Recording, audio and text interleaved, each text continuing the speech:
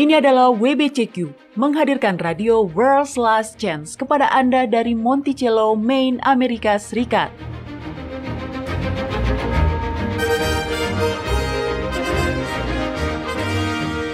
Kerinduan hati dari setiap orang Kristen selama 2000 tahun adalah melihat Sang Juru Selamat kembali dan mendirikan sebuah kerajaan kekal di atas bumi.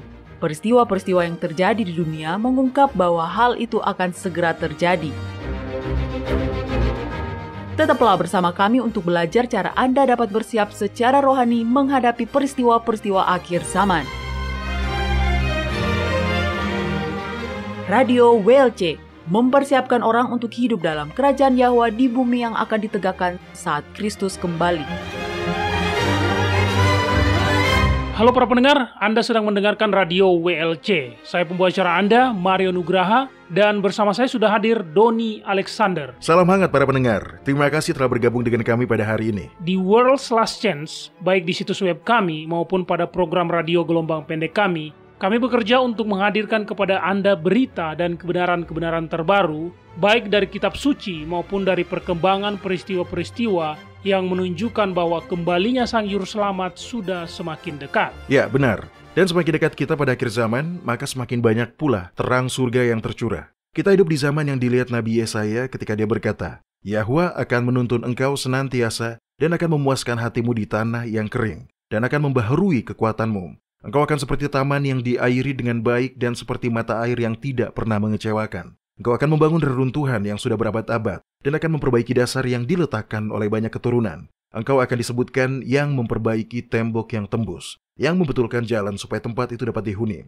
Jadi, para pendengar, inilah yang terjadi sekarang. Saat orang-orang terbangun dan mereka kembali pada kitab suci melebihi masa-masa sebelumnya, maka kebenaran baru pun mulai terungkap. Dan kebenaran lama yang sebelumnya telah hilang dan tersembunyi dalam balutan tradisi dan kesalahan, pada saat ini sedang dipulihkan. Iya, dan beberapa dari kebenaran-kebenaran itu bisa sangat mengejutkan, Doni. Iya, memang begitu. Nah, Mario, apakah Anda tahu apa yang dimaksud dengan pergeseran paradigma? Ya tentu, itu adalah sebuah perubahan radikal dalam berpikir. Seringkali dari sudut pandang yang diterima secara luas berubah ke sebuah sudut pandang yang benar-benar berbeda. Jika perubahan paradigma yang cukup besar ini terjadi, maka kondisi itu bisa membuat Anda merasa seperti sedang mengambang atau terhuyung-huyung. Nah, apakah Anda sudah pernah mengalami pergeseran paradigma? Iya, seingat saya itu terjadi pada saat saya berumur 14 tahun. Anda tahu bagaimana Napoleon Bonaparte secara luas diyakini sebagai manusia yang sangat pendek? Ya, di beberapa tempat, orang-orang yang pendek yang bersikap terlalu agresif akan dijuluki Napoleon. Nah, saya mengalami pergeseran paradigma yang pertama ketika saya mengetahui bahwa tinggi badan Napoleon yang sebenarnya adalah 170 cm. Serius? Saya pikir dia hanya sekitar 157 cm. Iya, kebanyakan orang berpikir seperti itu, Doni. Tapi Napoleon tidak sependek itu. Dan itulah yang membuat cara pandang remaja saya pada dunia menjadi benar-benar terguncang. Karena faktanya, Napoleon memiliki tinggi badan rata-rata. Bahkan bisa disebut sedikit di atas rata-rata jika mengacu pada ukuran tinggi badan di kalangan kita, Doni. Iya, itu luar biasa, Mario. Jadi, apa? Ini sebenarnya adalah sebuah propaganda yang dilakukan oleh Inggris. Dia dikerdilkan dengan mengumbar berita bahwa dia lebih pendek dari ukuran tinggi badannya yang sebenarnya. Iya, begitulah. Atau mungkin karena pada waktu dia wafat, tinggi badannya mungkin diukur dengan satuan inci versi negara Prancis, yang pada saat itu lebih panjang dari satuan inci di negara Inggris. Dan jelas itu akan membuat sebuah perbedaan. Tapi apapun yang sebenarnya terjadi, Napoleon jauh lebih tinggi. Lebih tinggi sekitar 12 cm dari ukuran yang biasanya dikatakan orang. Dan tentu saja hal seperti ini mengubah pandangan saya terhadap orang itu. Oke, bagi saya pribadi, salah satu perubahan paradigma terbesar yang saya alami di masa lalu adalah ketika saya mempelajari bahwa Sang Juru Selamat, sekalipun merupakan anak tunggal Yahwa, ternyata adalah sepenuhnya manusia. Oh, itu juga mengejutkan saya, Doni. Karena saya harus mengubah pikiran saya dari yang semula memandang Yahusua sebagai sosok ilahi menjadi sebagai manusia seutuhnya. Dan juga bukan sebagai sebuah kombinasi mistik yang aneh. Jadi dia tidak bisa sepenuhnya ilahi dan di waktu yang sama menjadi sepenuhnya manusia. Dan mengubah cara pandang seperti itu membutuhkan sebuah penyesuaian mental. Nah, para pendengar, jika ini adalah sebuah konsep baru bagi Anda, tetaplah dengarkan sekalipun Anda mungkin saat ini tidak meyakininya. Seperti yang telah dikatakan Doni sebelumnya, dan saya akan mengatakannya lagi, kebenaran dapat diselidiki, dapat diuji, Dan tentu ada bukti Alkitabiah yang kuat yang membuktikan bahwa Sang Juru Selamat adalah sepenuhnya manusia. Ya, benar. Dan ada juga alasan teologis mengapa hal ini perlu. Benar. Jadi para pendengar yang baik, jangan menolak gagasan ini tanpa mempelajarinya sendiri. Kami memiliki artikel dan video di situs web kami, serta episode radio sebelumnya yang membahas hal ini secara mendalam. Jadi pelajarilah materi-materi itu. Pelajari sendiri karena kebenaran ini adalah sesuatu yang perlu Anda ketahui. Doni? Terima kasih Mario. Ya, mengetahui bahwa doktrin ketuhanan Tritunggal baru muncul beberapa ratus tahun setelah kematian Kristus, dan bahwa doktrin Trinitas ini telah diadopsi dari paham para penyembah berhala, dan bahwa beberapa orang Kristen awal benar-benar mati syahid karena menolak menerima perubahan doktrin ini. Mengetahui semua hal itu adalah benar-benar sangat mengejutkan. Trinitas selama ini telah dipandang sebagai fondasi kekristenan. Jadi, ketika doktrin ini terbukti sebagai sebuah kebohongan iblis, maka efek riaknya pun sangat luas. Saat orang-orang mempelajari subjek tersebut, maka pertanyaan-pertanyaan pun muncul secara alami. Nah, Mario dan para pendengar, hari ini saya ingin membahas apa pendapat Alkitab terhadap gagasan bahwa Bapa dan Sang Anak adalah satu dan merupakan pribadi yang sama. Satu dan merupakan pribadi yang sama. Apakah ada orang yang meyakini seperti itu, Doni? Sebagai seorang penganut doktrin Trinitas, dulu saya telah diajari bahwa mereka adalah satu tujuan, tetapi tidak harus merupakan satu pribadi atau entitas yang sama. Iya, benar-benar ada orang yang percaya dan mengajarkan bahwa mereka adalah satu dan merupakan makhluk yang sama. Ini sebenarnya adalah ajaran umum di antara gereja-gereja Pantekosta. Mereka menyebutnya sebagai teologi kesatuan. Apa itu? Iya, pada dasarnya, mereka mengajarkan bahwa Tuhan itu satu. Mereka sudah benar karena telah menolak Trinitas. Tetapi kemudian mereka mengajarkan ajaran lain di mana mereka mengklaim bahwa Tuhan dalam Alkitab memanifestasikan dirinya sebagai Bapa di masa penciptaan dan dalam perjanjian lama. Dan kemudian dia memanifestasikan dirinya sebagai Sang Anak untuk menebus orang-orang berdosa. Dan akhirnya dia memanifestasikan dirinya sebagai Roh Kudus untuk membaharui orang-orang berdosa. Tetapi dia tetaplah satu pribadi. Jadi pada dasarnya itu sama dengan Trinitas, hanya saja mereka mengartikannya dengan cara yang berbeda. Tidak, ini berbeda Mario. Tapi ya begitulah. Ini adalah salah satu contoh betapa senangnya setan menimbulkan kebingungan. Nah sekarang, jika ada di antara para pendengar yang meyakini hal yang berbeda, tetaplah dengarkan siaran ini. Siapkan pulpen dan kertas. Kita akan melihat banyak ayat Alkitab yang berbeda. Jika Anda pernah berkesempatan untuk berbagi kebenaran dengan seseorang yang percaya pada teologi kesatuan, Anda pasti ingin mengetahui ayat-ayat ini. Karena kitab suci dengan jelas telah mengatakan bahwa mereka adalah dua individu yang berbeda. Oke, mari kita mulai dengan kitab Yohanes pasal 16 ayat 13. Ini adalah sebuah janji yang bisa kita semua klaim ketika kita diperhadapkan pada ide-ide yang baru. Jangan biarkan setan membuat Anda takut untuk mempertimbangkan terang yang baru. Anda tidak akan dipaksa untuk berlawanan dengan hati nurani Anda. Tapi kita perlu mempertimbangkan ide-ide yang baru dengan pikiran terbuka. Oke, silakan dibacakan Mario. Tetapi apabila ia datang, yaitu Roh kebenaran, ia akan memimpin kamu ke dalam seluruh kebenaran. Sebab dia tidak akan berkata-kata dari dirinya sendiri, tetapi segala sesuatu yang didengarnya itulah yang akan dikatakannya, dan dia akan memberitakan kepadamu hal-hal yang akan datang. Adalah harapan dan doa saya agar semua pendengar kita mau mengesampingkan semua asumsi, semua tradisi yang telah dipegang erat, dan semua gagasan yang sudah terbentuk sebelumnya. Yakinilah kitab suci apa adanya, sebagaimana yang tertulis di dalamnya, dan Anda akan mengetahui kebenaran karena Roh Yahwa akan mengajarkannya kepada Anda. Oke, kita akan membahas begitu banyak ayat yang berbeda. Nah, ini saya telah mencetak ayat-ayatnya untuk Anda agar menghemat waktu. Bagus, terima kasih Doni. Oke, mari kita mulai. Yang pertama, saya ingin menanyakan pertanyaan ini kepada mereka yang percaya bahwa Bapa dan Sang Anak adalah satu dan merupakan pribadi yang sama. Jika Bapa dan Sang Anak secara harfiah adalah makhluk yang sama, bagaimana mungkin Sang Anak dapat dicobai, tetapi Bapa tidak bisa? Karena Yahwa tidak dapat dicobai, tapi Yahusua jelas telah dicobai. Oke Mario, di lembaran itu apa ayat pertamanya dan diambil dari kitab mana? Kitab Yakobus pasal 1 ayat 13.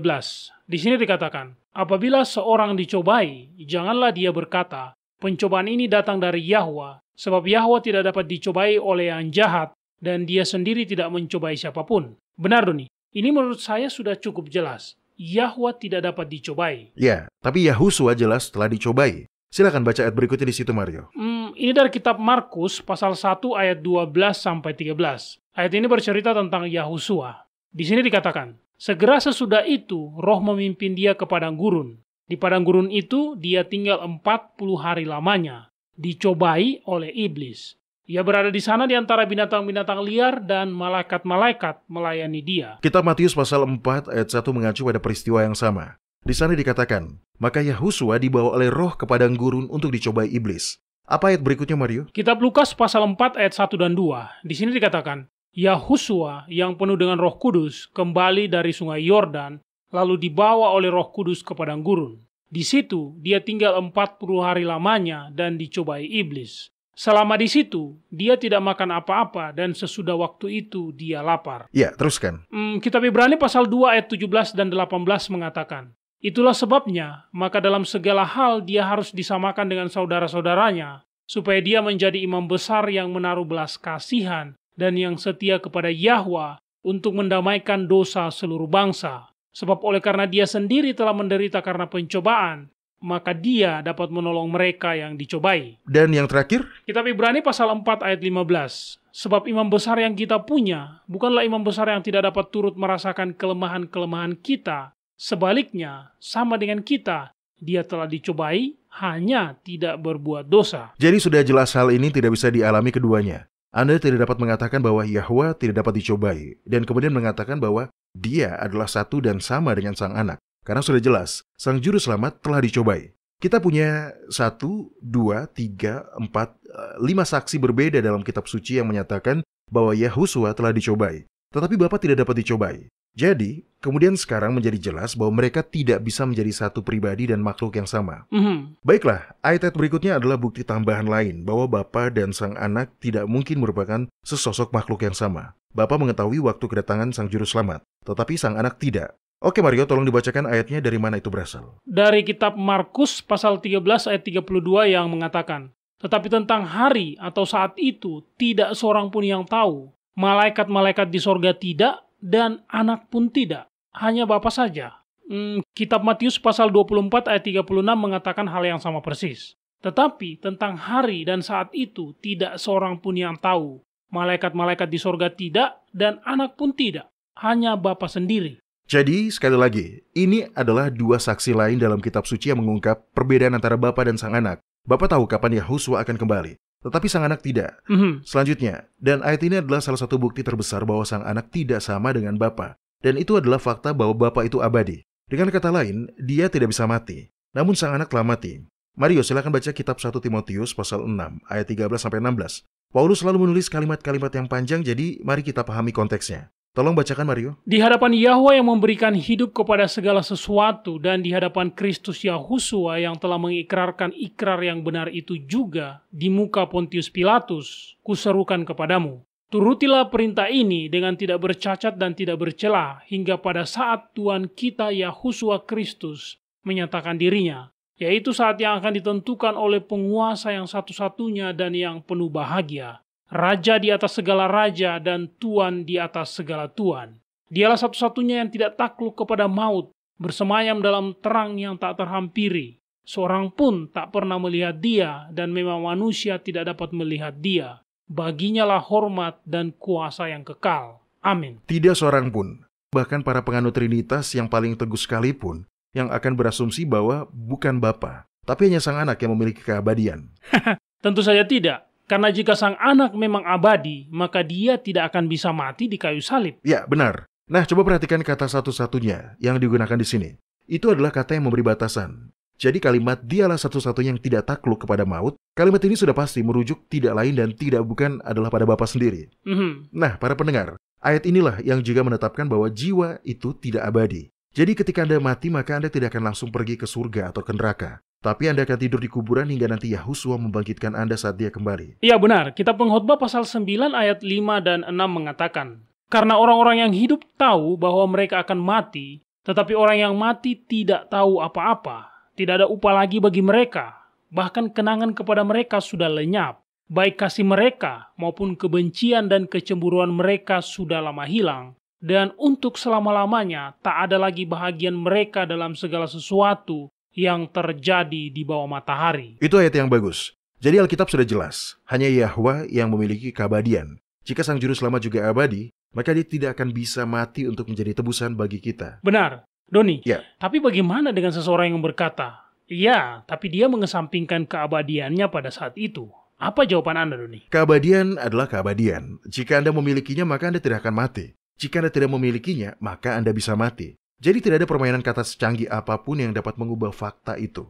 Dan kitab suci menjelaskan bahwa hanya Bapa yang memiliki keabadian. Kata ini diterjemahkan dari bahasa Yunani Athanasia, yang secara harfiah berarti tidak bisa mati. Apakah Yahusua tidak bisa mati? Nah, mari kita lihat apa yang dikatakan di kitab suci. Tolong bacakan ayat selanjutnya yang ada di situ, Mario.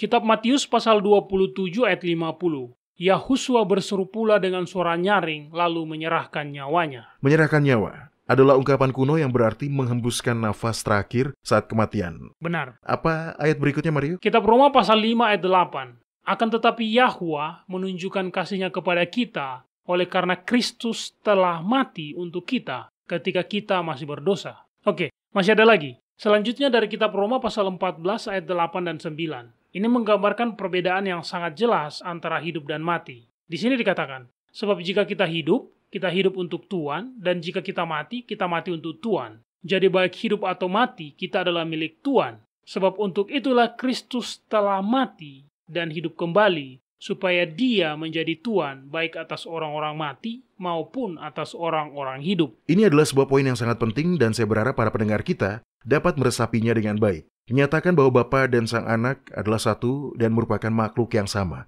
tetapi memenuhi peran yang berbeda. Adalah merupakan sebuah ejekan terhadap penyaliban. Itu poin yang bagus. Itu sama dengan berkata, kematian di atas salib hanyalah sebuah sandiwara. Ya, karena jika Anda bersikeras bahwa Yahusua adalah Yahwa, maka Anda juga harus percaya bahwa dalam perannya sebagai Sang Anak, Yahwa tidak benar-benar mati. Dia hanya berpura-pura mati karena keabadian. Menurut definisinya, tidak bisa mati. Renungkanlah ini sejenak. Jika Yahwa dan Yahusua adalah makhluk yang sama, maka Yahusua tidak benar-benar mati untuk dosa-dosa kita, karena dia tidak akan bisa mati. Wow, itu adalah penyangkalan terhadap pesan Injil. Ya kan, Doni? Ya, begitulah. Kitab Yohanes pasal 3 ayat 16 dan 17 menyatakan, karena begitu besar kasih Yahwa akan dunia ini, sehingga Ia telah mengaruniakan anaknya yang tunggal, supaya setiap orang yang percaya kepadanya tidak binasa, melainkan beroleh hidup yang kekal. Sebab Yahwa mengutus anaknya ke dalam dunia, bukan untuk menghakimi dunia, melainkan untuk menyelamatkannya oleh Dia. Mario dan para pendengar, ayat-ayat ini dengan jelas menampilkan dua entitas atau dua pribadi yang terpisah dengan dua peran yang terpisah juga. Yahwa mengaruniakan anaknya yang tunggal untuk melakukan apa? Untuk menyelamatkan dunia. Untuk menyelamatkan dunia dari apa? Dari kematian. Karena itulah hukuman yang adil bagi dosa. Kitab Roma pasal 6 ayat 23 mengatakan, sebab upah dosa ialah maut. Tetapi karunia Yahwa ialah hidup yang kekal dalam Kristus Yahusua, Tuhan kita. Jadi, permainan kata yang menyebut mereka sebagai makhluk yang sama. Ya, tepat. Dan konsekuensinya adalah penghujatan terhadap Injil yang murni. Baiklah para pendengar, kami akan istirahat sebentar, tapi kami akan segera kembali. Tetaplah di sini.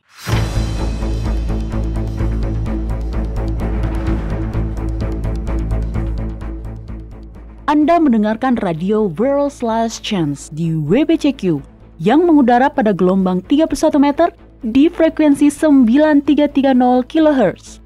Radio World's Last Chance mempersiapkan orang untuk menyambut Sang Juru Selamat yang segera kembali.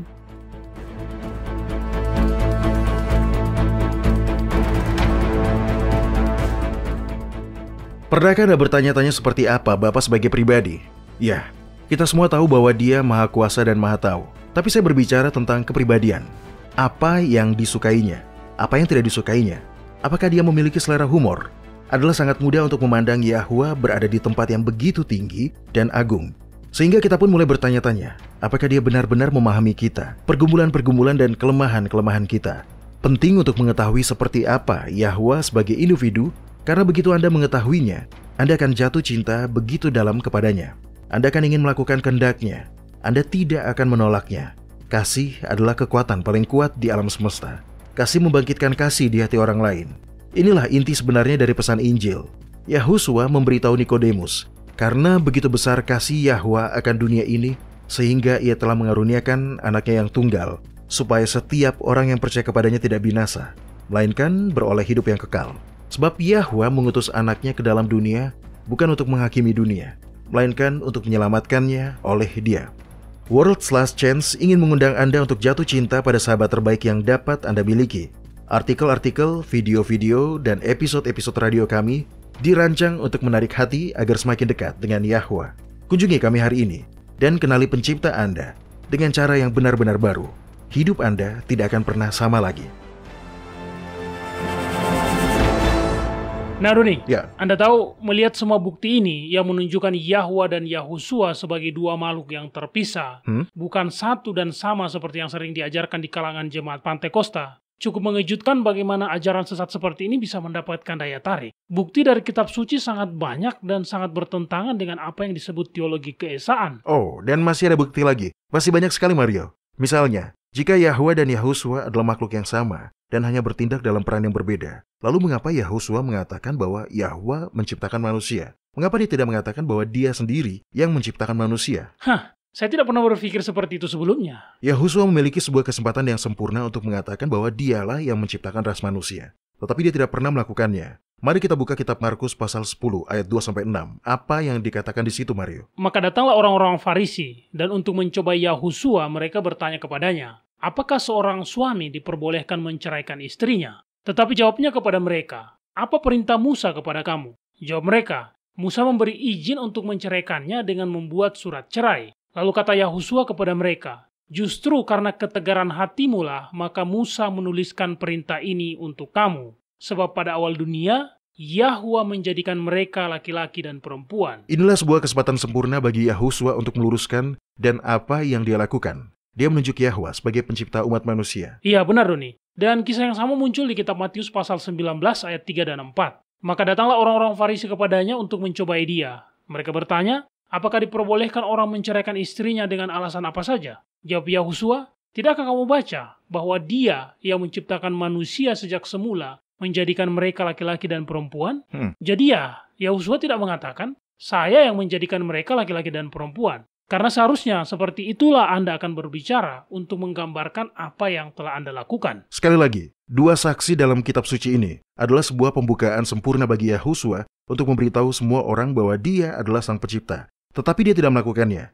Dia mengarahkan semua orang kepada Bapa sebagai sang pencipta, bukan dirinya dalam peran yang berbeda, tetapi sebagai makhluk yang sama sekali berbeda. Faktor lain yang perlu diingat adalah jika Bapa dan sang anak secara harfiah adalah makhluk yang sama yang mengambil peran yang berbeda. Lalu mengapa Yahusua terus-menerus menyebut Bapanya sebagai makhluk yang terpisah? Itu pertanyaan yang bagus, Doni. Dan kita tahu Yahwa tidak memainkan permainan kata seperti itu. Dia tidak pernah sengaja membuat hal-hal membingungkan. Ya, tidak, tentu tidak. Jika Yahwa dan Yahusua secara harfiah adalah makhluk yang sama, yang memainkan peran yang berbeda, maka tindakan Yahusua untuk menyebut Bapa sebagai makhluk yang terpisah bisa disebut penipuan. Mari kita lihat ayat-ayat kitab suci yang terkait dengan hal ini. Ayat apa yang pertama, Mario? Jadi jika demikian, Yahwa mendandani rumput di ladang, yang hari ini ada dan besok dibuang ke dalam api, tidakkah dia akan terlebih lagi mendandani kamu, hai orang-orang yang kurang percaya? Itu khotbah di atas bukit. Kitab Matius pasal 6 ayat 30, Doni. Jika mereka adalah makhluk yang sama, yang bertindak dalam peran yang berbeda, maka Yahusua bisa berkata, jadi jika demikian, aku mendandani rumput di ladang. Tidakkah aku akan terlebih lagi mendandani kamu, hai orang yang kurang percaya? Anda tahu, sekarang saya baru tersadar, Doni. Mengklaim bahwa Bapa dan Sang Anak adalah makhluk yang sama, yang bertindak dalam peran yang berbeda, sebenarnya adalah sebuah konsep para penyembah berhala. Orang-orang Kristen sering mengatakan bahwa orang-orang kafir menyembah banyak dewa yang berbeda. Tapi itu tidak sepenuhnya benar. Ya, setidaknya tidak untuk semua penyembah berhala. Jika Anda berbicara dengan banyak orang dari mereka, maka mereka akan berkata kepada Anda bahwa semua dewi yang berbeda ini adalah aspek yang berbeda dari satu sosok wanita ilahi yang sama. Atau dengan kata lain, mereka berkata, semua dewa yang berbeda ini adalah aspek yang berbeda dari satu dewa utama. Jadi, Doni dan para pendengar, lihatlah, mengatakan bahwa Bapa dan Sang Anak adalah makhluk yang sama, yang secara aspek berbeda, makhluk yang sama yang berperan dengan peran yang berbeda, adalah benar-benar konsep dari para penyembah berhala. Ya, dan di sepanjang kitab-kitab Perjanjian Baru, Yahusua terus-menerus mengacu pada Yahwa sebagai pihak kedua. Dalam kitab Markus pasal 12 ayat 27, Yahusua sedang mendiskusikan kebangkitan dengan orang-orang Saduki. Dan dengan mengacu pada Bapa, dia berkata, dia bukanlah Eloah orang mati, melainkan Eloah orang hidup. Kamu benar-benar sesat. Iya, dan hal yang sama dalam perumpamannya tentang seorang janda dan seorang hakim yang lalim yang tercatat dalam kitab Lukas pasal 18. Dia berkata, tidakkah Yahwa akan membenarkan orang-orang pilihannya yang siang malam berseru kepadanya? Dan adakah dia mengulur-ulur waktu sebelum menolong mereka? Itu dari kitab Lukas pasal 18 ayat 7. Yahusua jelas tidak mengacu pada dirinya sendiri di sini. Jika ya, maka dia akan berkata, tunggu sebentar lagi. Aku pasti akan membenarkan orang-orang pilihanku yang siang malam berseru kepadaku. Dan aku tidak akan mengulur-ulur waktu untuk menolong mereka. Tapi bukan itu yang Yahusua katakan, Doni. Ya, bukan. Kita tidak dapat menemukan sedikit pun konsistensi dalam kitab suci untuk mengklaim bahwa Yahusua dan Yahwa adalah makhluk yang sama, yang bertindak dalam peran atau fase yang berbeda. Izinkan saya menanyakan hal ini kepada Anda, Mario. Jika Yahwa dan Yahusua secara harfiah adalah makhluk yang sama, mengapa Yahusua berulang kali menyebut Yahwa sebagai Tuhannya? Apakah Yahwa memiliki Tuhan? Itu tidak masuk akal, ya kan? Yahwa adalah Tuhan, jadi dia tidak punya Tuhan. Ya, benar. Oke, tolong baca kitab Matius pasal 27 ayat 46. Itu adalah ayat setelah ayat terakhir yang Anda baca tadi, Mario. Apa yang dikatakan di situ? Kira-kira jam 3 berserulah Yahusua dengan suara nyaring, Eli, Eli, lama sabatani. Artinya, Elohku, Elohku, mengapa engkau meninggalkan aku? Apakah masuk akal bahwa Yahusua akan memanggil dirinya sendiri jika dia pada kenyataannya adalah Yahwa? Sama sekali tidak masuk akal, Doni. Iya, benar. Dan bahkan lebih jelas dalam kitab Yohanes pasal 20 ayat 17. Tolong baca sekarang, Mario. Kata Yahusua kepadanya, janganlah engkau memegang aku, sebab aku belum naik kepada Bapa. Tetapi pergilah kepada saudara-saudaraku dan katakanlah kepada mereka, bahwa sekarang aku akan naik kepada Bapakku dan Bapamu, kepada Elohku dan Elohmu. Itu pernyataan yang sangat jelas, sangat tegas. Tidak masuk akal jika dia mengacu pada dirinya sendiri. Bagaimana dia bisa naik pada dirinya sendiri? Itu akan tidak masuk akal. Ya, itu benar-benar tidak akan masuk akal. Sang Juru Selamat berulang kali menyebut Bapa sebagai makhluk yang berbeda dan terpisah dari dirinya sendiri. Dalam doanya yang dicatat dalam kitab Yohanes pasal 17 ayat 3, ini tepat sebelum dia dikhianati di Taman Getsemani, dia berkata, inilah hidup yang kekal itu, yaitu bahwa mereka mengenal engkau, satu-satunya Eloah yang benar, dan mengenal Yahusua Kristus yang telah engkau utus. Sangat jelas dia berbicara tentang dua individu yang terpisah. Inilah poin lainnya. Kitab-kitab Perjanjian Baru mencatat beberapa doa Yahusua. Jika Yahusua sebenarnya adalah Yahwa, maka itu berarti dia berdoa pada dirinya sendiri. Ya, saya sebenarnya akan menyampaikan itu. Tapi Anda sudah mendahului saya, Mario. Oh, maaf. Oke, tidak masalah. Anda benar. Dia tidak akan berdoa atau dia tidak perlu berdoa jika dia adalah Yahwa itu sendiri. Nah, baca ayat selanjutnya yang ini. Yang di bawah ini, Mario. Ya, itu. Tolong bacakan ayat itu. Oke, ini berbicara tentang kebangkitan Lazarus. Ini dari kitab Yohanes pasal 11 ayat 41 sampai 42. Di sini dikatakan, maka mereka mengangkat batu itu, lalu Yahusua menengadah ke atas dan berkata, Bapa, aku mengucap syukur kepadamu karena engkau telah mendengarkan aku. Aku tahu bahwa engkau selalu mendengarkan aku, tetapi oleh karena orang banyak yang berdiri di sini mengelilingi aku mengatakannya, supaya mereka percaya bahwa engkaulah yang telah mengutus aku. Jika Yahusua sebenarnya adalah Yahwa sendiri yang menjadi pencipta umat manusia, maka kebangkitan Lazarus akan menjadi kesempatan yang sempurna untuk mengajarkan hal itu. Doa lain yang tidak masuk akal jika Yahusua sebenarnya adalah Yahwa ditemukan dalam kitab Matius, pasal 11 ayat 25. Saat Anda membacanya, tanyakan pada diri Anda sendiri. Jika Yahusua sebenarnya adalah Yahwa, mengapa dia berdoa pada dirinya sendiri? Baik, di sini dikatakan, pada waktu itu berkatalah Yahusua, aku bersyukur kepadamu, Bapa, Eloa langit dan bumi, karena semuanya itu engkau sembunyikan bagi orang bijak dan orang pandai, tetapi engkau nyatakan kepada orang kecil. Ya, ini benar-benar tidak masuk akal sama sekali jika Bapa dan Sang Anak adalah merupakan makhluk yang sama, Doni. Bahkan di Taman Getsemani, ketika dia berada di bawah begitu banyak tekanan sehingga dia benar-benar mengeluarkan keringat darah, sesuatu yang hanya terjadi dalam kondisi yang ekstrim, Yahusua berdoa kepada Yahwa. Baca Markus pasal 14 ayat 36. Katanya, ya Aba, ya Bapa, tidak ada yang mustahil bagimu. Ambillah cawan ini daripadaku, tetapi janganlah apa yang aku kehendaki, melainkan apa yang engkau kehendaki. Di sini sang anak memohon kepada Bapa agar dia tidak perlu menderita, tetapi tetap dalam sikap berserah, sepenuhnya pada kehendak Bapa. Nah, tentu tidak akan terjadi perbedaan keinginan seperti ini, jika kehendak sang anak adalah kehendak Bapa, karena mereka adalah makhluk yang sama. Benar, itu benar. Ide ini yang mengatakan bahwa keduanya adalah pribadi yang sama, justru membuka pintu untuk olok-olokan, ya kan? Iya, dan saya percaya mereka tulus dalam keyakinan mereka. Tetapi mereka benar-benar salah. Apa yang dikatakan di kitab Yohanes pasal 17 ayat 1, Mario? Demikianlah kata Yahusua.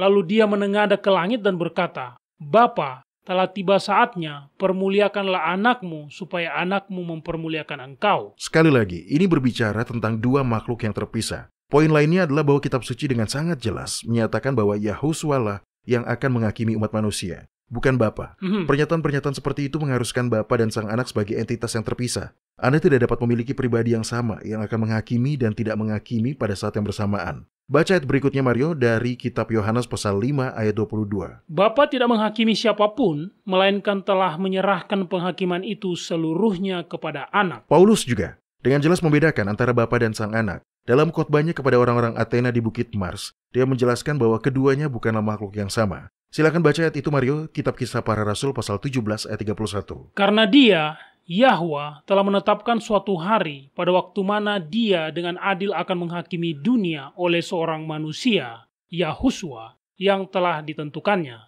Sesudah dia memberikan kepada semua orang suatu bukti tentang hal itu dengan membangkitkan Yahuswa dari antara orang mati. Jadi sangat jelas mereka adalah pribadi yang berbeda. Nah, ketika Yahuswa dituduh melanggar hari Sabat setelah menyembuhkan orang di kolam Bethesda, dia membuat pernyataan yang sangat menarik. Sekali lagi, ini menarik karena dia menyatakan dengan jelas bahwa dirinya dan Bapa adalah pribadi yang berbeda. Tolong bacakan untuk kita Mario, kitab Yohanes pasal 5 ayat 25-27. Oke. Dan perhatikan betapa berbedanya keduanya. Karena di sini, Bapa memberikan sesuatu kepada Sang Anak. Ini tidak masuk akal jika mereka adalah orang yang sama. Oke, silakan baca kitab Yohanes pasal 5 ayat 25-27.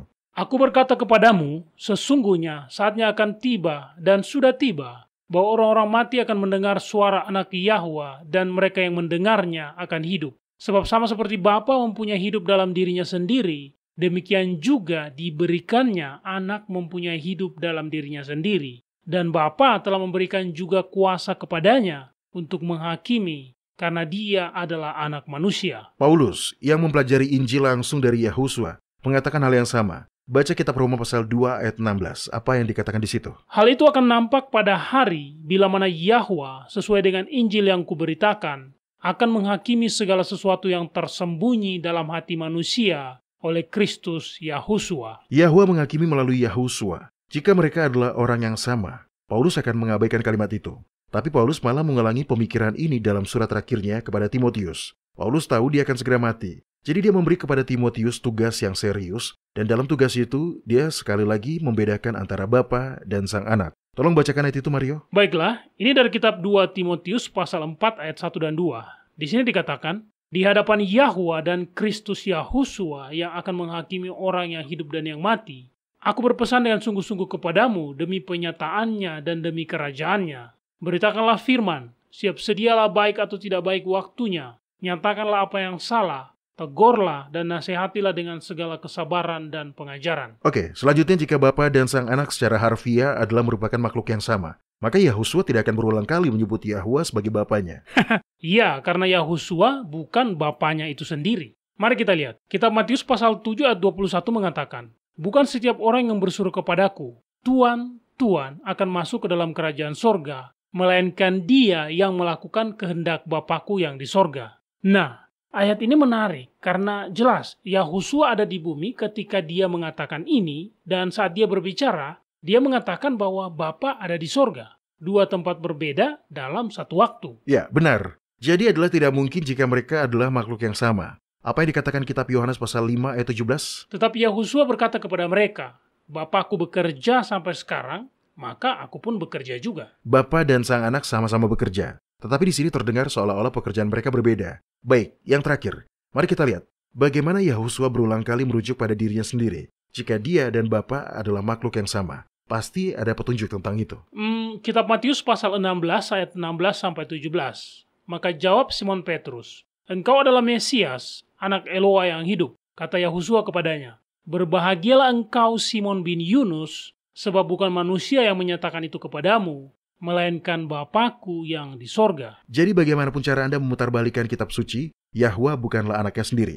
Ini adalah ayat-ayat yang penting. Perhatikan bahwa Petrus menyatakan bahwa Yahuswa adalah anak dari Eloa yang hidup. Dia tidak mengatakan Yahuswa adalah Eloa yang hidup. Selanjutnya, ketika Yahuswa mengkonfirmasi pernyataan Petrus, dia secara tegas menyatakan bahwa bapaknya adalah sumber dari wahyu yang diterima Petrus. Ya, itu poin yang bagus. Di seluruh kitab Injil, Yahuswa berulang kali disebut sebagai anak Yahwa. Kitab Lukas pasal 1 ayat 35. Jawab malaikat itu kepadanya, Roh Kudus akan turun atasmu, dan kuasa El yang maha tinggi akan menaungi engkau. Sebab itu, anak yang akan kau lahirkan itu akan disebut Kudus, anak Yahwa. Ini adalah kesempatan yang sempurna untuk menjelaskan bahwa sang anak yang dilahirkan adalah Bapa itu sendiri. Malaikat bisa saja berkata, anak kudus yang akan kau lahirkan itu adalah Yahwa. Tetapi dia tidak berkata seperti itu. Dia mengatakan anak itu akan disebut anak Yahwa. Yahusua disebut anak Yahwa, karena memang begitulah adanya. Dia dikandung dalam rahim Maria ketika roh Yahwa menaungi dia. Peristiwa ajaib inilah yang telah dinubuatkan hampir 1000 tahun sebelumnya. Silakan baca ayat terakhir kita di situ, Mario. Kitab Mazmur pasal 2 ayat 7-9. Aku mau menceritakan tentang ketetapan Yahwa. Dia berkata kepadaku, "Anakku engkau telah kuperanakan pada hari ini. Mintalah kepadaku, maka bangsa-bangsa akan kuberikan kepadamu menjadi milik pusakamu, dan ujung bumi menjadi kepunyaanmu. Engkau akan meremukkan mereka dengan gada besi, memecahkan mereka seperti tembikar tukang periuk." Nah, bertentangan dengan apa yang diasumsikan oleh para penganut Trinitas. Kitab suci tidak mengajarkan bahwa Yahusua sudah ada sebelum dia dikandung di dalam Maria. Namun, tidak pernah. Pada titik manapun, Yahusua ditampilkan sebagai makhluk yang satu dan sama dengan Bapa. Dia selalu adalah anak Bapa. Dan Yahusua sendiri mengakui Bapanya lebih besar dari dirinya sendiri.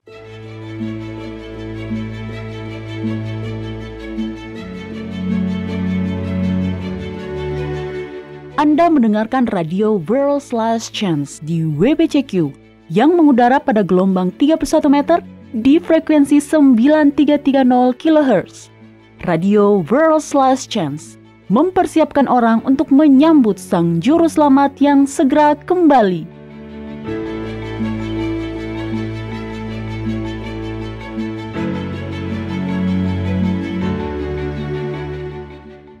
Seiring berlalunya hari, surga mencurahkan lebih banyak kebenaran.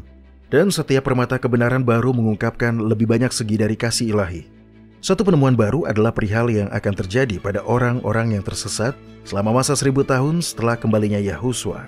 Kebenaran baru ini bukan seperti yang Anda pikirkan, tetapi ini menunjukkan tidak seperti sebelumnya, kedalaman kasih Yahwa yang tak terbatas. Kitab Roma pasal 5 ayat 6-8 menyatakan, karena waktu kita masih lemah, Kristus telah mati untuk kita, orang-orang durhaka pada waktu yang ditentukan oleh Yahwa.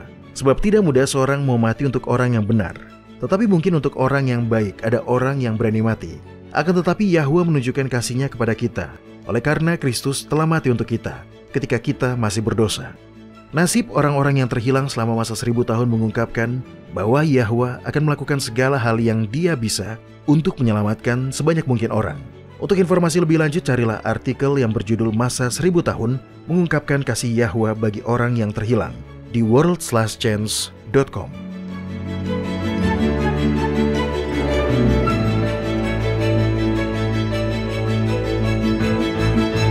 Amanda Taylor dari Saskatoon, Kanada, telah menulis dan mengirim surat ke kotak surat harian kita, Doni. Dia berkata, "Saya selalu menantikan waktu kembalinya Kristus, tetapi saya juga selalu takut akan masa-masa kesesakan. Sejujurnya, program radio Anda tentang masa depan dan apa yang akan terjadi selama 7 sangkakala sangat berat untuk saya dengarkan. Saya takut akan masa depan. Yang terpenting, saya takut dibohongi. Bagaimana caranya agar saya tidak terperdaya di hari-hari mendatang?" Pertama, izinkan saya mengatakan, Amanda, Anda tidak sendirian. Benar, Anda tidak sendirian. Saya memiliki ketakutan saya sendiri tentang masa kesesakan. Mungkin suatu hari nanti, kita bisa membuat sebuah episode tentang bagaimana menghadapi rasa takut, Doni. Ya, tentu. Saya pikir itu ide yang bagus, Mario. Baik, pertanyaan Amanda sangat praktis. Bagaimana agar kita tidak terperdaya di hari-hari mendatang?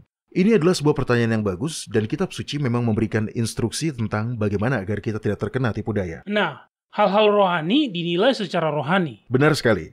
Kita harus selalu berdoa dan meminta hikmat atau kebijaksanaan rohani. Tapi ada hal lain yang bisa kita perhatikan juga. Mari kita mulai dengan kitab Matius pasal 24.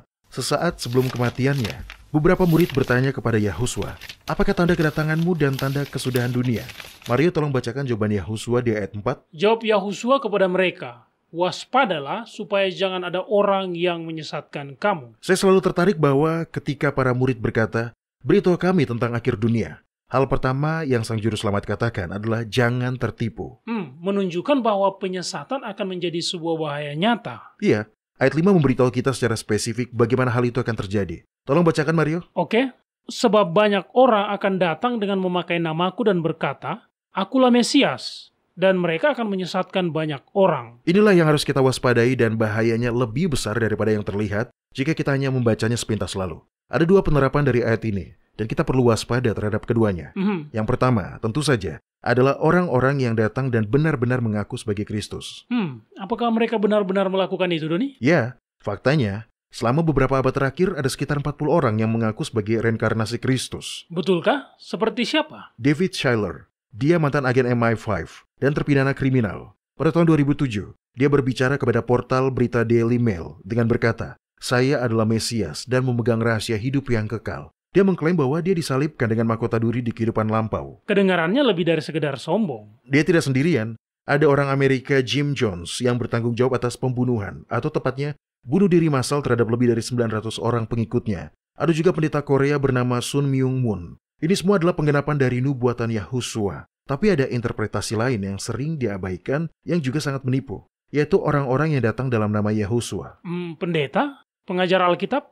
Penginjil? Semuanya, nabi-nabi palsu, serigala berbulu domba. Nah, kata Kristus berasal dari bahasa Yunani Kristos dan berarti yang diurapi. Oh, jadi siapapun yang datang dan berkata, "Aku adalah Kristus," belum tentu mengaku sebagai reinkarnasi Yahusua. Mereka mungkin hanya mengaku diurapi oleh Yahwa atau dipilih olehnya. Pada dasarnya, ini bisa cocok untuk siapa saja yang mengaku sebagai representasi Kristus. Iya, dan jika pesan yang mereka bawa bertentangan dengan firman Yahwa, maka mereka adalah Kristus-Kristus palsu. Ini sebenarnya adalah sebuah bahaya yang sangat nyata. Dan semakin dekat kita di penghujung akhir zaman, maka bahayanya pun akan menjadi semakin umum.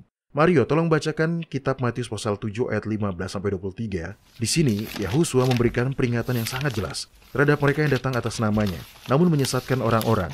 Ini juga memberikan jawaban atas pertanyaan Amanda. Dengarkan, karena dia akan memberitahu kita bagaimana cara agar kita tidak tertipu. Waspadalah terhadap nabi-nabi palsu yang datang kepadamu dengan menyamar seperti domba, tetapi sesungguhnya mereka adalah serigala yang buas. Dari buahnya lah kamu akan mengenal mereka. Dapatkah orang memetik buah anggur dari semak duri, atau buah ara dari rumput duri? Demikianlah setiap pohon yang baik menghasilkan buah yang baik, sedangkan pohon yang tidak baik menghasilkan buah yang tidak baik. Tidak mungkin pohon yang baik itu menghasilkan buah yang tidak baik, ataupun pohon yang tidak baik itu menghasilkan buah yang baik. Dan setiap pohon yang tidak menghasilkan buah yang baik, pasti ditebang dan dibuang ke dalam api. Jadi, dari buahnya lah kamu akan mengenal mereka. Bukan setiap orang yang berseru kepadaku, "Tuan, Tuan," akan masuk ke dalam kerajaan sorga, melainkan dia yang melakukan kehendak Bapakku yang di sorga. Pada hari terakhir, banyak orang akan berseru kepadaku, "Tuan, Tuan, bukankah kami bernubuat demi namamu, dan mengusir setan demi namamu, dan mengadakan banyak mujizat demi namamu juga?" Pada waktu itulah, aku akan berterus terang kepada mereka dan berkata, "Aku tidak mengenal kamu. Enyahlah daripadaku, kamu sekalian pembuat kejahatan." Itulah nasib akhir dari semua orang yang mengaku sebagai representasi Yahusua, tetapi yang mengajarkan kebohongan atas namanya. Mereka akan diusir dari hadapannya. Tapi apakah Anda mengerti bagaimana dia mengatakan bagaimana cara kita membedakan mana yang asli dan mana yang tipuan? Dari buahnya lah kamu akan mengenal mereka. Ya, perhatikan. Dia tidak mengatakan dengan karunia-karunia yang mereka miliki kamu akan mengenal mereka. Beberapa pelayan atau pendeta sangat berbakat dalam berbicara di depan umum. Mereka sangat persuasif dan orang-orang senang mendengarkannya. Beberapa pemimpin gereja sangat ahli dalam mengumpulkan dana dan memenuhi tujuan pertumbuhan gereja. Namun mereka tidak semuanya ditetapkan oleh Yahwa atau diutus olehnya. Sekalipun jika mereka dengan menggunakan bahasa Anda memenuhi tujuan pertumbuhan gereja, Doni? Ya, Anda tahu, setan juga dapat memberkati para pengikutnya. Pesan dari kitab Wahyu pasal 18 adalah bahwa semua orang percaya harus keluar dari Babel. Artinya kita harus meninggalkan semua agama yang terorganisir dan bahkan sebuah denominasi mandiri. Tidak ada pengecualian. Sekarang, jika setan dapat membuat orang berpindah dari gereja yang satu ke gereja yang lain, maka dia mencapai dua tujuan. Pertama, orang-orang yang meninggalkan satu gereja dan bergabung dengan gereja yang lain sebenarnya tidak meninggalkan Babel. Mereka hanya melakukan sebuah perpindahan biasa. Kedua, ini menegaskan kepada orang lain di dalam gereja bahwa Yahwa sedang memberkati mereka. Lagi pula, bukankah gereja mereka telah mendapatkan anggota baru? Ya, saya mengerti. Jadi kriteria yang kita gunakan adalah melihat buahnya. Oke, ini adalah pelajaran yang harus kita semua ingat. Sangat mudah untuk memutuskan seorang pemimpin diberkati oleh Yahwa karena dia memiliki pelayanan yang besar dan sukses, atau dia telah menulis banyak buku Kristen yang populer. Sangat mudah untuk melupakan bahwa hanya karena seseorang sukses tidak berarti kesuksesan itu datang dari Yahwa. Saya teringat pada kitab 2 Korintus pasal 11 ayat 14 yang mengatakan, "Hal itu tidak usah mengherankan, sebab iblis pun menyamar sebagai malaikat terang." Jadi ya, itu serius. Tapi saya ingin bertanya, apakah ada buah-buah tertentu yang harus kita perhatikan? Maksud saya, seseorang dapat berargumen bahwa memiliki pelayanan yang besar dan berkembang itu sendiri merupakan buah. Saya pikir itulah sebabnya orang-orang terkadang bingung, Doni. Itu poin yang bagus. Nah, kitab Galatia pasal 5 memiliki jawabannya. Tolong buka dan baca ayat 22-24. Anda akan melihat bahwa ukuran pengikut seseorang jelas bukan salah satu buah yang kita gunakan untuk menilai apakah seseorang itu berasal dari Yahwa atau tidak. Tetapi buah roh ialah kasih, sukacita, damai sejahtera, kesabaran, kemurahan, kebaikan, kesetiaan, kelemah lembutan, penguasaan diri. Tidak ada hukum yang menentang hal-hal itu. Barang siapa menjadi milik Kristus Yahusua, dia telah menyalibkan daging dengan segala hawa nafsu dan keinginannya. Ini adalah buah-buah yang akan muncul dalam kehidupan semua orang yang telah berserah sepenuhnya kepada Yahwa dan yang benar-benar menjadi representasi dari Yahusua. Mereka akan memiliki kasih pada jiwa-jiwa lain. Mereka akan dipenuhi dengan sukacita dan damai sejahtera yang hanya dapat diberikan oleh Yahwa. Di bawah pencobaan, mereka akan penuh iman. Ketika diserang oleh orang lain, mereka akan menjadi pribadi yang lemah lembut. Inilah yang mengungkapkan apakah seseorang berasal dari Yahwa, bukan ukuran jemaatnya, bukan besarnya pendapatan pelayanannya, atau faktor lain apapun yang cenderung kita gunakan untuk menilai keberhasilannya. Itu semua adalah kriteria manusia. Oke, dengan kata lain, ini sangat sederhana dan jelas. Berapa banyak orang yang akan diselamatkan dari ajaran salah jika mereka terbiasa mengenali kata-kata sombong itu? Dan roh yang salah tidak mungkin dan tidak akan pernah datang dari Yahwa. Bagaimana dengan gaya hidup mewah dari banyak pengkhotbah yang paling terkenal saat ini? Orang-orang ini yang memimpin gereja-gereja besar, yang anggota gerejanya berjumlah puluhan ribu. Namun mereka hidup dalam rumah besar, seharga miliaran rupiah. Mereka mengendarai mobil mewah Rolls-Royce. Mereka memiliki jet mereka sendiri. Dan itu semua dibayar oleh persembahan anggota gereja mereka yang percaya bahwa mereka memajukan tujuan Yahwa. Ya, dan satu hal yang baru terpikir oleh saya, Yahusua sebenarnya menerima banyak sumbangan. Bahkan juga dalam bentuk uang. Dan itulah alasan dia membutuhkan seseorang untuk bertindak sebagai bendahara. Ingat kan, Alkitab mengatakan bahwa Yudas memegang kas kelompok mereka. Namun, Yahusua meninggal sebagai orang miskin dan harus dikuburkan di kuburan pinjaman. Ini memberitahu kita bahwa uang yang Yahusua terima tidak digunakan untuk dirinya sendiri. Dia menghabiskannya untuk berbuat baik kepada orang lain. Selalu. Hah? Saya tidak pernah berpikir seperti itu sebelumnya. Tetapi Anda benar, Mario. Oke, mari kita lihat ayat lain dari kitab 1 Tesalonika pasal 5 ayat 21 dan 22. Baiklah, tunggu sebentar, saya buka dulu.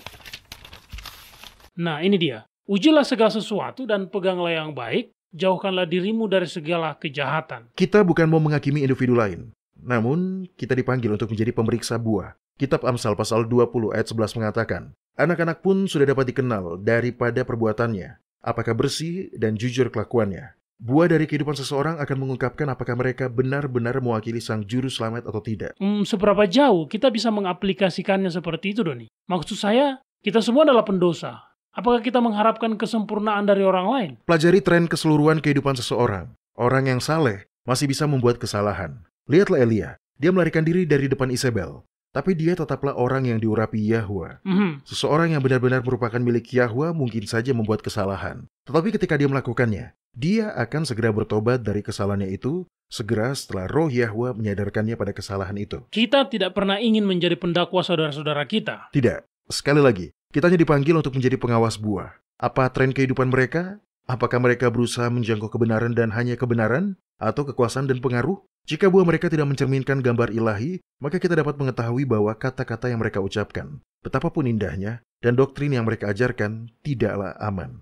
Tentu saja mereka mungkin mengandung beberapa kebenaran, tetapi kesalahan yang paling menipu adalah kesalahan yang telah terjalin dengan kebenaran. Sangat benar. Dan ingat para pendengar, hal-hal rohani dilihat secara rohani. Kita dapat berdoa dan meminta Yahwa untuk memimpin kita ke dalam kebenaran dan melindungi kita dari kesalahan dan tipu daya. Kitab Amsal pasal 2 mengatakan, karena Yahwa lah yang memberikan hikmat, dari mulutnya datang pengetahuan dan kepandaian. Dia menyediakan pertolongan bagi orang yang jujur, menjadi perisai bagi orang yang tidak bercela lakunya, sambil menjaga jalan keadilan dan memelihara jalan orang-orangnya yang setia. Maka engkau akan mengerti tentang kebenaran, keadilan, dan kejujuran, bahkan setiap jalan yang baik. Karena hikmat akan masuk ke dalam hatimu, dan pengetahuan akan menyenangkan jiwamu. Kebijaksanaan akan memelihara engkau, kepandaian akan menjaga engkau, supaya engkau terlepas dari jalan yang jahat, dari orang yang mengucapkan tipu muslihat. Kita tidak perlu takut akan masa depan. Kita hanya perlu mengarahkan pandangan kita pada Bapa, dan Dia akan menjaga kita tetap aman. Baiklah para pendengar, mari terus kirimkan pertanyaan Anda kepada kami. Kunjungi saja worldslastchance.com dan klik hubungi kami. kami selalu senang membaca pesan-pesan dari Anda. Anda menyukai apa yang Anda dengar? Kunjungi situs kami di worldslastchance.com untuk mendengarkan episode-episode lain dari program radio kami.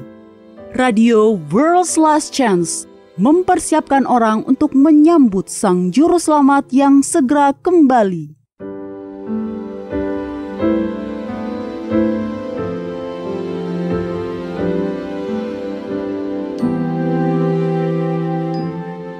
Halo, ini adalah janji harian Anda dari firman Yahwa. Ketika saya masih remaja, saya pergi ke sekolah dengan seorang gadis cantik bernama Lily Dobrowski. Ayah Lily adalah seorang imigran.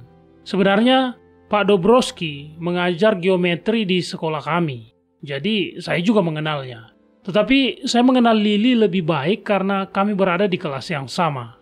Pada suatu hari, dia menceritakan kisah ayahnya dan betapa hebatnya kisah itu. Rupanya, kakek neneknya tinggal di Polandia ketika Jerman dan Uni Soviet menginvasi Polandia pada bulan September tahun 1939. Kedua negara dengan cepat membagi Polandia di antara mereka, di mana Uni Soviet mengambil Polandia Timur, sementara Jerman mengambil alih Polandia Barat. Nenek sahabat saya saat itu sedang mengandung ayah Lily. Ketika Uni Soviet dan Jerman menginvasi Polandia, Nenek Lily terjebak di Polandia yang diduduki Soviet bersama anak pertamanya yang masih balita. Masalahnya, dia telah tinggal bersama suaminya dan seluruh keluarga mereka di Polandia Barat. Apa yang harus dilakukan seorang wanita hamil dengan balita yang terputus kontak dari keluarga dan para sahabatnya? Apa yang akan Anda lakukan jika Anda menemukan diri Anda berada dalam situasi seperti itu? Baiklah, saya akan memberitahu Anda apa yang dilakukan Nenek Lily. Dia berdoa. Dia berdoa dengan sungguh-sungguh agar dia dapat kembali ke suaminya dan rumah mereka. Pada malam itu, sambil menggendong balitanya, dia dengan hati-hati berjalan ke tempat garis demarkasi antara timur dan barat. Sebuah penghalang sudah dengan cepat dipasang, tapi mungkin jika dia benar berhati-hati, dia bisa menyelinap melewatinya. Itu berbahaya dan menakutkan.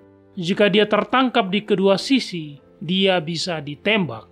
Dalam kegelapan dan dinginnya malam di bulan September, ketika dia mencoba untuk menyeberang, tiba-tiba seorang tentara Jerman melihatnya. Dia tertangkap. Dia terdiam kaku ketika tentara itu mengarahkan senapannya ke arahnya.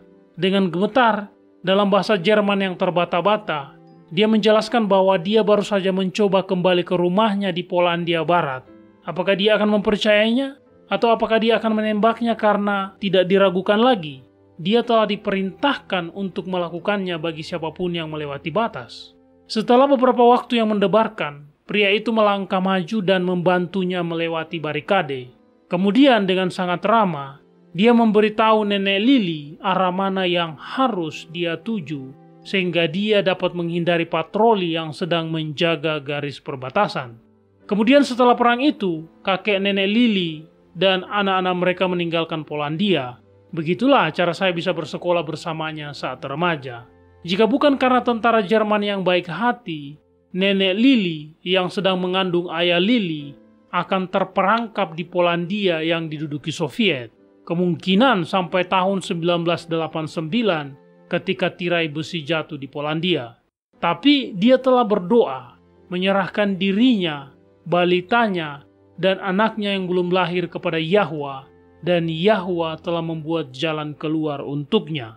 Para pendengar, kitab Yesaya pasal 52 ayat 12 mengatakan, "Sungguh, kamu tidak akan buru-buru keluar dan tidak akan lari-lari berjalan, sebab Yahwa akan berjalan di depanmu, dan Eloa Israel akan menjadi penutup barisanmu." Kepada kita telah diberikan janji-janji yang besar dan berharga. Majulah dan mulailah mengaminkannya.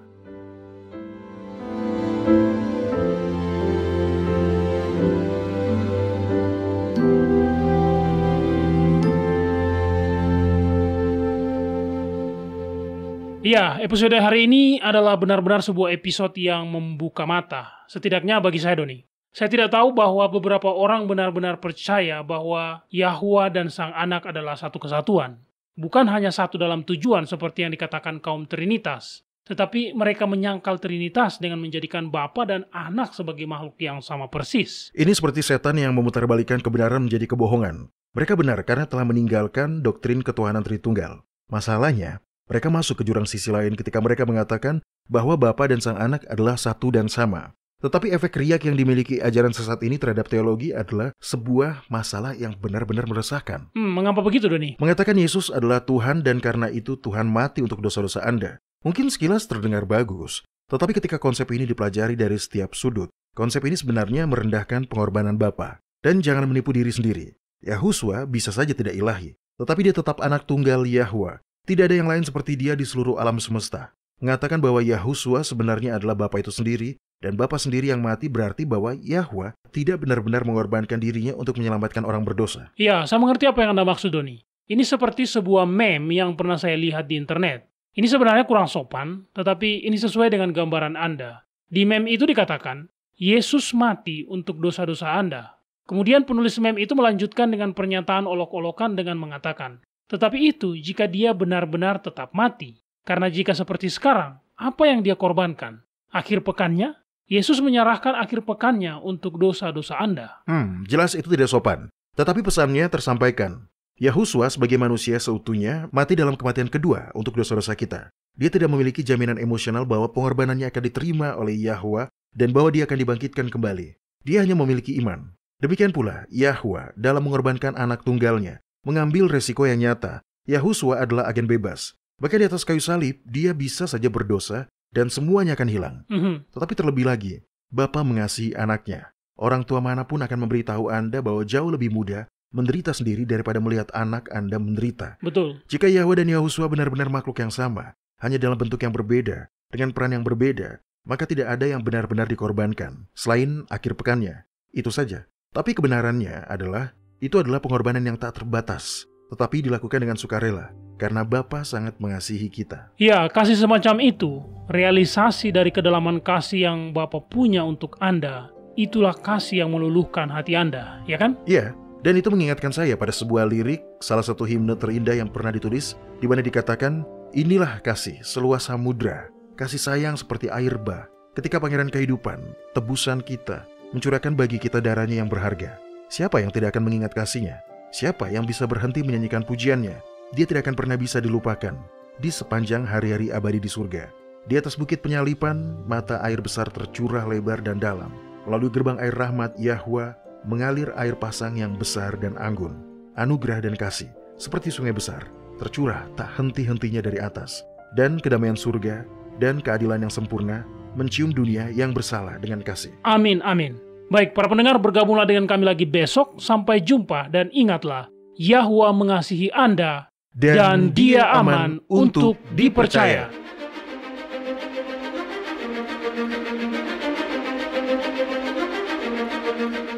Anda baru saja mendengarkan radio WLC.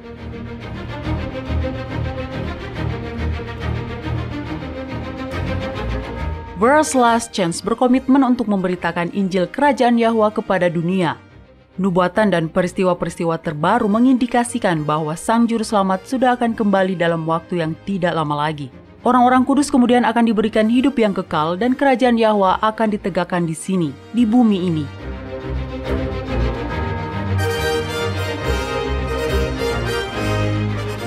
Tidak ada waktu yang bisa disia-siakan. Terimalah anugerah keselamatan hari ini dan izinkan Yahwa menyelimuti Anda dengan kebenaran Kristus.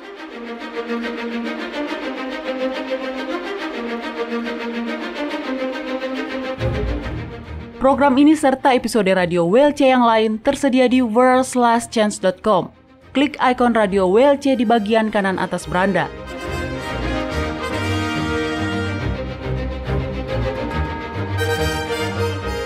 Bergabunglah kembali bersama kami besok untuk menerima berbagai pesan kebenaran lain di WBCQ yang mengudara pada gelombang 31 meter di frekuensi 9330 kHz.